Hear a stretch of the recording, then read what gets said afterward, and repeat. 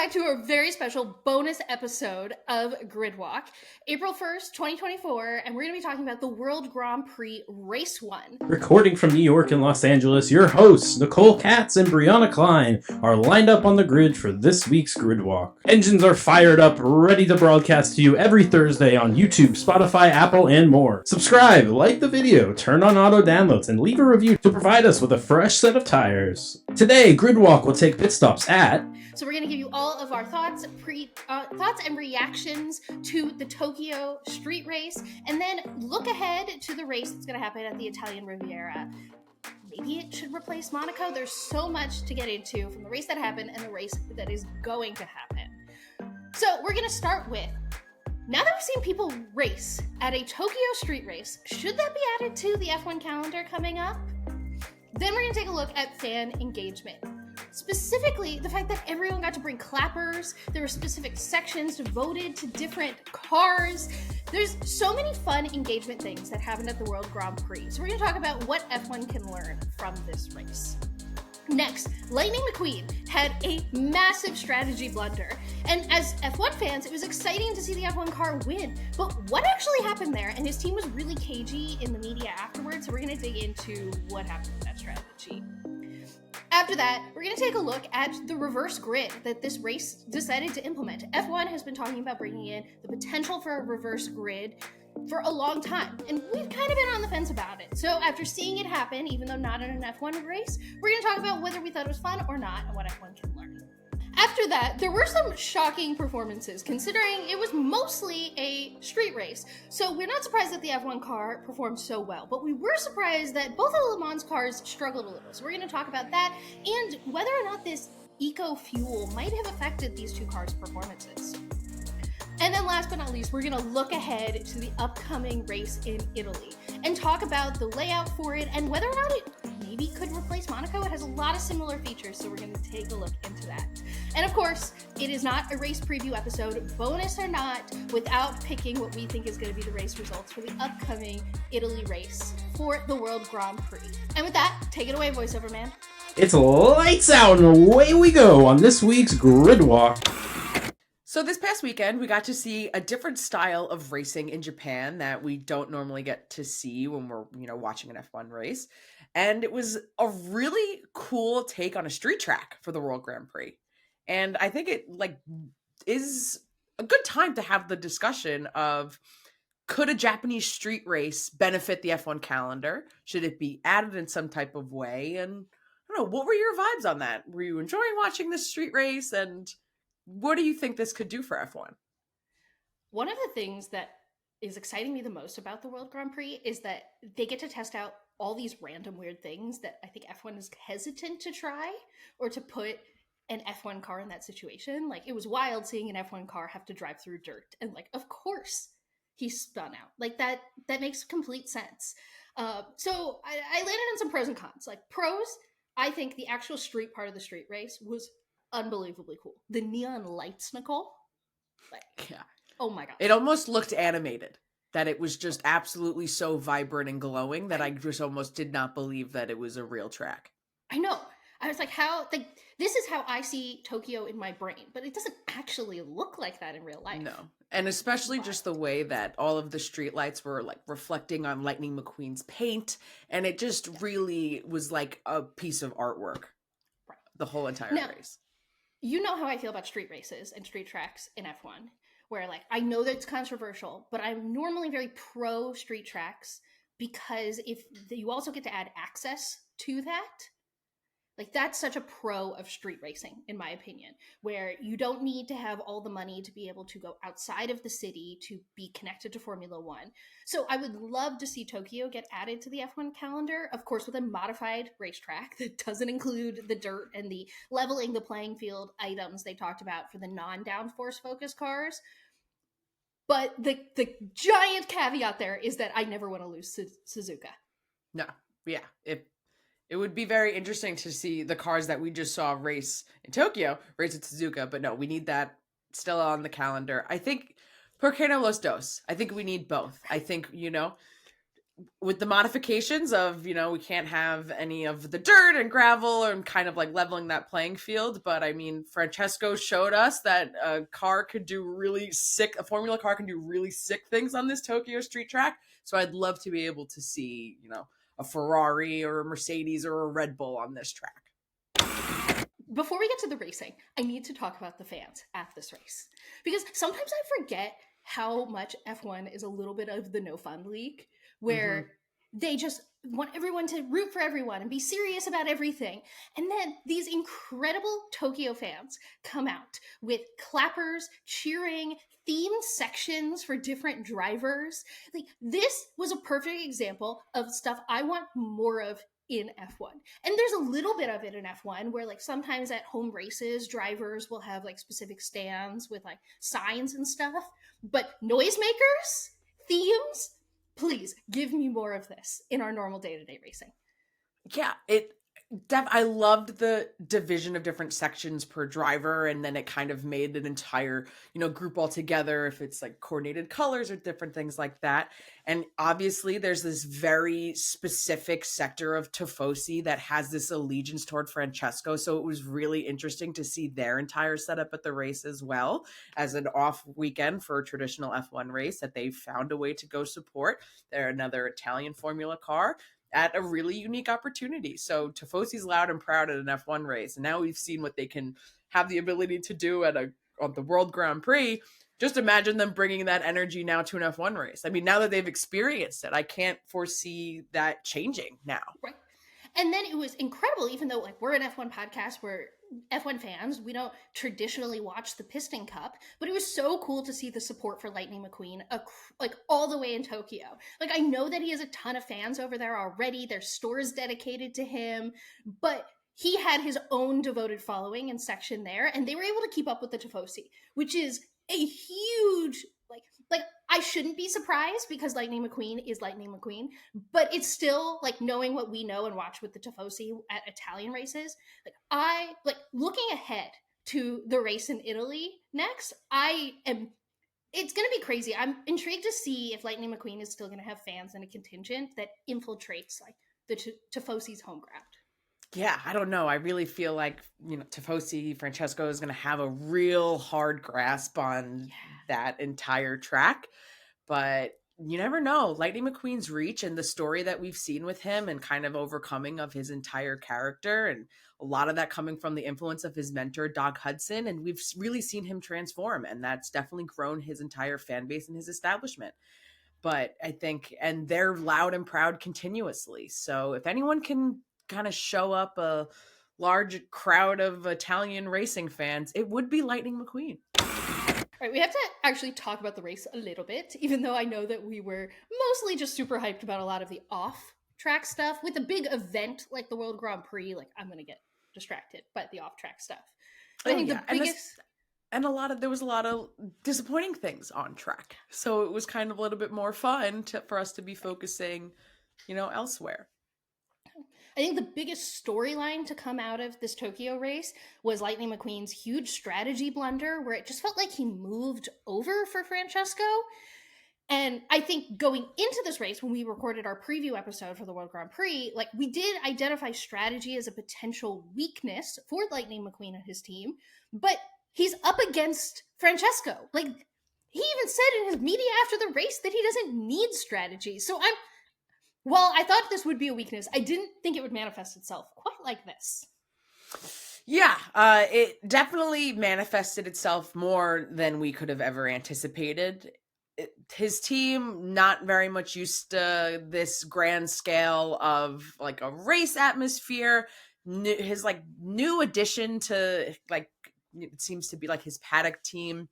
This guy Mater really seems like this off the wall type guy who doesn't have a lot of experience. So it was really interesting having him there to help call strategy calls in such a huge race like this, where it seemed to be working in the beginning, but then I don't know what they were seeing on their side of things, what data they were looking at, but it completely looked like that McQueen got some kind of call just to move on the inside. The radio just didn't make sense to me. It sounded like Mater was almost like distracted and doing something else and telling Lightning McQueen to move, which opened up Francesco just to completely take the win.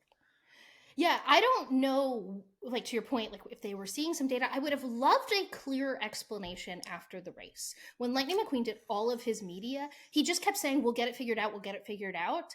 And I just want to know more than that, what's going on. I really hope when they do their pre-race media for the next race that we get a clear answer to what's wrong, because it's going to be really hard for me to back anyone to be competitive going into Francesco's home race if his biggest, what seemingly is his biggest competitor, makes a blunder quite like that. Yeah, and especially if there was some type of strategy called mix-up. You know, there were some rumors around the paddock that there was some arguing and yelling happening in Lightning McQueen's garage, that, you know, there was someone being accused that that's why he actually lost the race, but, you know, that's not confirmed. This is all just speculation. So with that kind of atmosphere, where we are in the race right now, I'm wondering if Lightning McQueen's kind of regretting coming back and joining into this race to begin with. Right. A big question mark we had going into this race in particular was that they're going to do a reverse grid from qualifying. And again, we said at the beginning, I said in the formation lap that a benefit of a World Grand Prix like this is that we don't have to take it too seriously and they can test out things that we don't normally get to see in F1.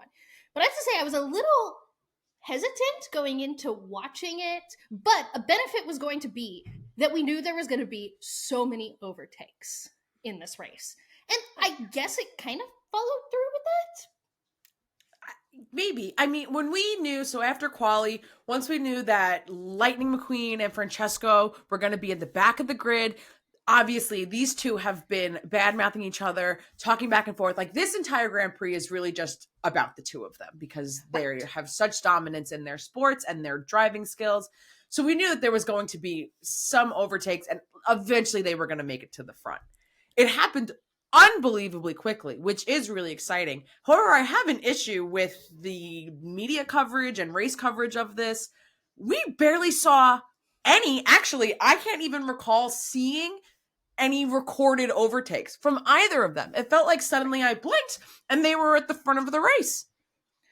And it was confusing because I think they went multiple laps without ever showing me an overtake. There was more that they were showing me in the pits and what was going on there than anything happening on the racetrack, which I get that allinoL is a big sponsor of this, and their logo seemed to be plastered all over the pits.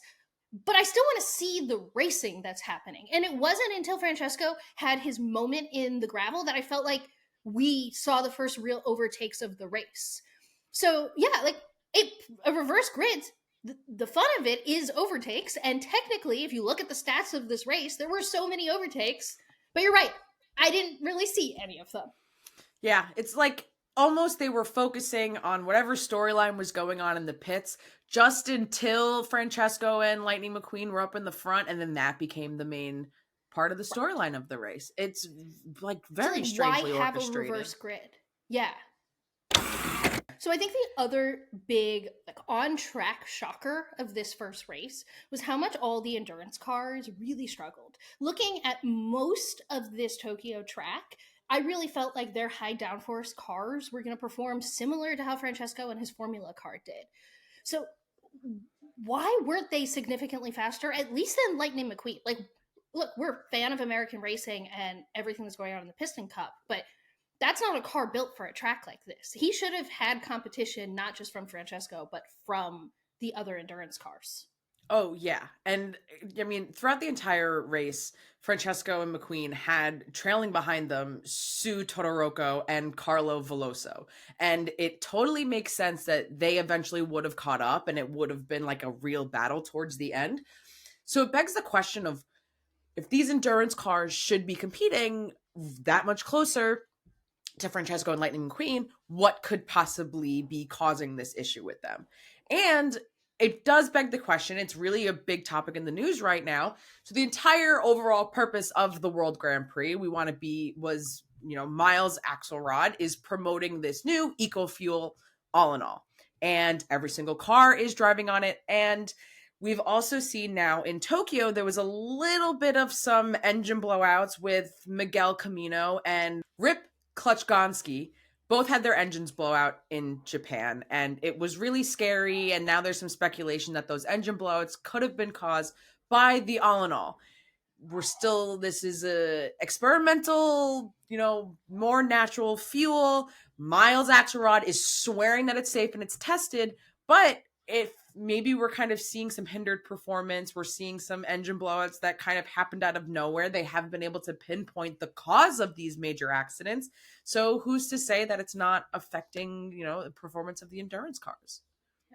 I think it is telling that the cars that had issues refused to talk to the media afterwards, and these endurance LeMans race cars also really didn't want to talk to the media. One of them was on the podium and they barely said anything, and I think part of that is because Francesco loves to talk, but the media seemed to shy away from asking these questions. So I think it's normal for us to speculate that, hey, this is the one thing we all know that's different, but I don't know if it's the new gas being unsafe versus these are specially designed machines, and they clearly weren't designed for this gas because it didn't exist when the cars were built. So I don't know.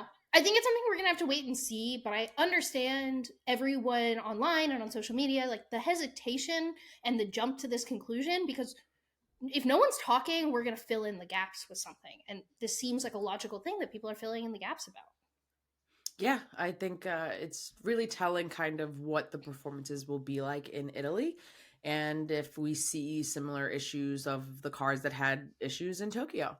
But I don't think we're done with the discussion about allinoL and the effect that it's currently having on this series.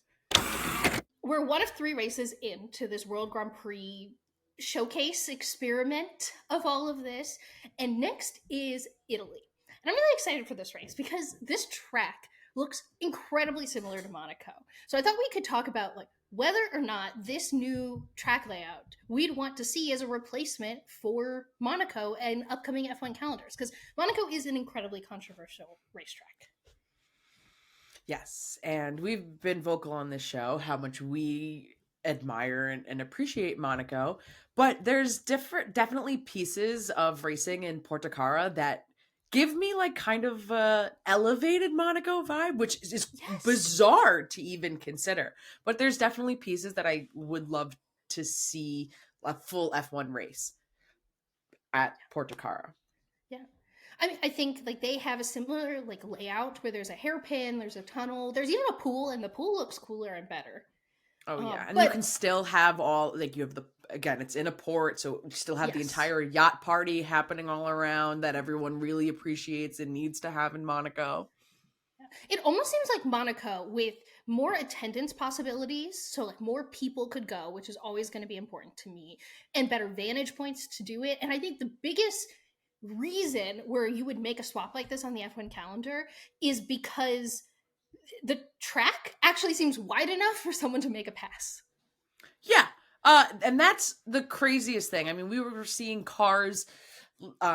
We've seen now the different sizing of these cars, and that they're going to need these space to be able to move around. And this, they wouldn't have had Porto on this World Grand Prix calendar if you weren't going to be able to have those overtakings of cars of various sizes. And to your point of having multiple vantage points and being able to see these types of overtakes could be, introducing new types of fans in this, because there's, a different kind of experience or different kind of ways that they can see things. I mean, you get so many different types of crowds that could come to this type of race. I mean, word on the street is the Pope may even be making an appearance, which would be wild and out of this world. And so it's definitely kind of feels like a challenge at Monaco of being well, let's see, what you could do. It's so hard for my heart to have this conversation because we just laid out all these pros about why this racetrack is probably better than the Monaco racetrack, but I would be devastated if we ever lost Monaco on the calendar, absolutely devastated. And there's no reason other than it's Monaco, and it just doesn't feel like Formula One racing without the Monaco GP. So it feels silly to say the same thing I said about Tokyo above, where it's I'd love to have a street race in Tokyo, but can we not lose Suzuka? And why not both? And I hate that my point here is the same, where it's this seems like a really cool racetrack. I'm excited to see how all these different cars race on it. But if you're going to add it, please don't take away Monaco. Yeah. And I guess also to the point of, unfortunately, if this, Porto was added to the F1 calendar, it probably would take away from Monaco. But also I think F1, if they're continuing to grow their calendar, we don't need another Italy race. Like maybe replace Imola. Right. Like Maybe, yeah. It would be like Imola. if you have to take one away to include one, but if it's, we're going for ports and we have to pick between Porto and Monaco, sorry, I gotta go with Monaco. It is time. We just kind of gave a little bit of insight about the race in Porto, and now we will be giving you our predictions of who we're going to think is going to be on the podium in Italy. So, without further ado, April Fools! April Fools! April Fools! I didn't click the right sound on that one, but April Fools! Yeah. This is an idea that Nicole had a year ago. And it was like May of last year. And she was like, guess what? I think we should do an April Fool's episode. And I completely forgot until earlier this year. She goes, by the way, April Fool's is coming up and we're definitely doing the Cars episode. And I was like, all right. Yep, there's nothing we do better than lean into a bit. Like we will lean in. We are, I think we just become a bit. We lean so far, we forget it's a bit. The entire pitch of this podcast was we need to do an entire episode where we only talk about the Cars cinematic universe like it's real life, right, and how it would affect Formula One. So if you've made it this far into the podcast, you either were really confused, understood the joke, and got it. But so also if you've made it this far, let us know. Comment down below. Ka-chow. Ka-chow. Yeah. Ka-chow.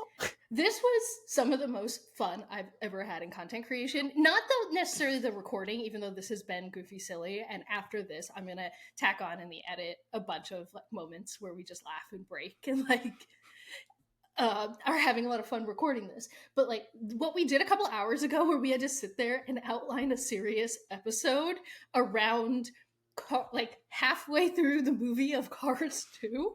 It was one of the silliest exercises to do creatively. It was so much fun. Oh my gosh. Yeah. Opening up that phone call with, okay, so where in Cars 2 do we want to be? If we discuss, if we are post-Italy, pre-London, we are going to have to discuss the accident that occurs in Italy. And that's kind of a bummer, and we don't want to talk about that. Hence why we put ourselves post-Japan, pre-Italy. And if you're confused, go watch Cars 2. Which is an incredible movie. So underrated. I had only seen Cars 1, and last night sitting down to watch Cars 2, I had so much fun. It was it's also really fun to record this episode and pretend you say somewhere in here, this Mater guy is really weird. And the fact that the plot of this movie is Mater accidentally being a spy that saves the world is just there's so much that was great in this movie that we decided on Cars 2 because Lewis Hamilton's in Cars 2. So we selfishly really wanted to do the movie that Lewis was in. Yeah, selfishly wanted to do and he's also in Cars 3, but he is not himself. But we hear his voice, but literally Cars 2, he is Lewis Hamilton. Also is the perfect recipe of, Lightning McQueen against an Italian FOrmuLa car and just it's this episode. I mean, it didn't write itself. We really did have to get creative with it, but it is some hysterical bits. I love the Cars universe. I have always loved the Cars universe. If you think it's silly, I'm telling you, go watch it, especially as a racing fan now, watching it in this perspective of trying to do it from a Formula One content creation aspect made it funnier. That was a fun challenge with this as well, where of course the point of the movie is you're rooting for Lightning McQueen, but if we were F1 content creators and the World Grand Prix was happening, we would be coming at it from an angle of wanting to root for F1. So it was interesting to look at it from this perspective of Francesco's a driver. He's the world champion. What is he doing racing against this Piston American Cup guy. Piston Cup guy? Right. And so it was like, Oh my goodness. So this. well, and then it's we'll throw in one other thing that was funny that was on my brain a lot that like obviously we couldn't say while we're like taking this seriously, is that like at LeMans last year we had the Project 54 where we actually saw a NASCAR race LeMans, and it like so like even if some part of your brain is like, yeah, NASCAR could maybe be faster than a Formula car, like it's not going to beat the Le Mans car. So it was like really fun to do the segment that we were like, it's so weird. Why were the endurance cars so slow? And like obviously it was for the plot of the movie, but like Right. it was just. And for any fact checkers, just to know, they consider the series that involves the Piston Cup to be inspired by NASCAR. So it is not direct, but guess what? It's NASCAR. Just so you know, and I'll know this forever. So, Right. And then the last thing that we didn't actually get to talk about in the episode, but I will forever feel seen by the two cars when they show up at the party at the beginning of this movie and they go, Ferraris and tires? And I'm like, oh, that's me. That's me. I'm like, okay, yep. yeah, it really was 100%. Like, I felt so seen as a person. I could hear Brianna, like, saying those words. I have heard her say those words. Yes. Oh my gosh. Ridiculous bit. Really committed to it. I hope someone besides us found this absolutely hysterical. But either way, we did. Happy April Fools. Oh, and if anyone hasn't figured it out, the capital letters in our title this week do spell something out. So go scramble the words and figure out what the capital letters say. That was not us having a mental breakdown. There is a reason we Taylor Swift this. If they've listened this long, I feel like yeah, they get it. They knew. Yeah, they knew. yeah. Hope you knew. Right. Yeah. We will be back on Thursday with a normal episode of Gridwalk previewing. Yeah, that's important to say GP. that. Yeah, this is it. That's important to clarify that this is not this week's episode. No, we'll be back on our normal Thursday episode previewing the actual real Japan GP, not the fake Tokyo World Grand Prix. Like, oh, that's going to be so confusing. We definitely, in all of our copy, need to only refer to this as the Tokyo race, or else it'll be confusing. Except SEO. Like this episode, I'm excited to see this show up and people like when they're searching for the Japan GP. Like that sounds fun. I don't know what these people talking about. This is not Tokyo. Why are there cars on their cars thing? Okay, but we really hope you all had fun leading into the bit with us. We will be back with more serious bits about real things. Well, not serious bits, but about serious topics on Thursday. About real things that aren't animated. Oh my god, I can't believe the moment where you were like, it's like art! It looked so good! It was like a drawing, because it was. Ah!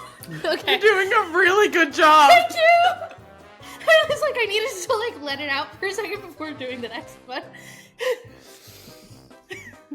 Because this entire conversation is fake and not rational. Animated movie. Of course you can make the streets wider, so like a NASCAR style I car. almost started saying we saw them overtake on that. I'm like, no, Nicole, we haven't seen that race yet. Yeah, I was like, ah. Ready as a I'll ever lot be. of Celsius. I have a peach vibe happening, and it always confuses me when it's yellow. It honestly just looks like a beer to me. Yeah. I have an Oasis vibe.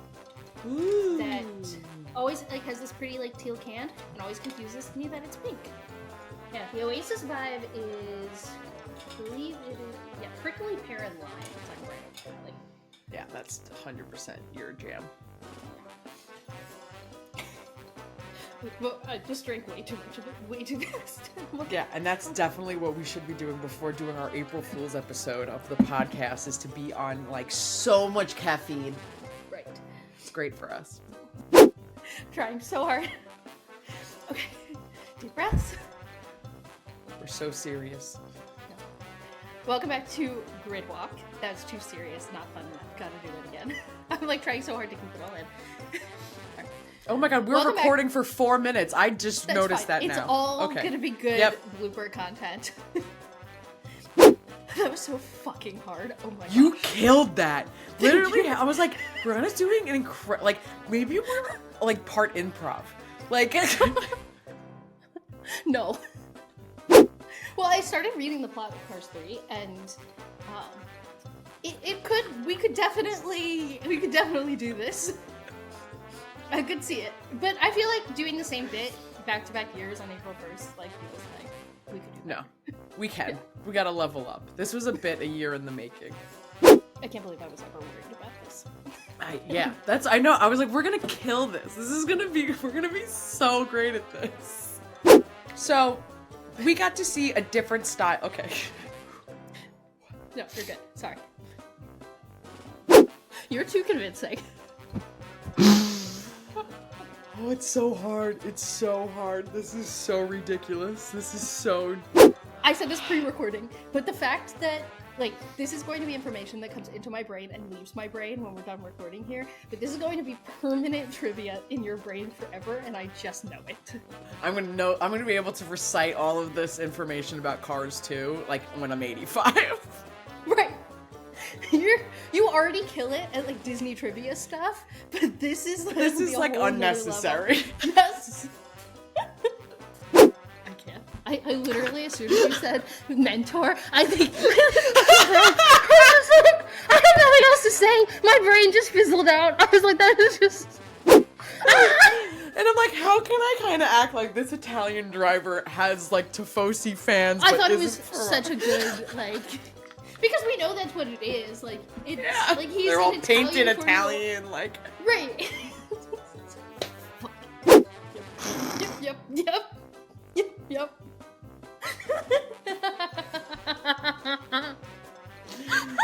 Oh, fuck. Poor Mater, man. I feel like the more of these we record, the more ridiculous it feels to record it. Like the first one, I was like, go us! And now I'm like, what the hell are we doing? What are we saying? Yeah. What are we doing here? We decided to take time out of our weekend to do this. And I didn't even blink and think about it. Like, yeah, of course, it's a Saturday morning. Let's talk about Cars as if it's real. 100% Cars is real. Wow, that last line delivery, Nicole, when you just said, and the fact that it's having me serious, like, was so genuine. Rip clutch gone.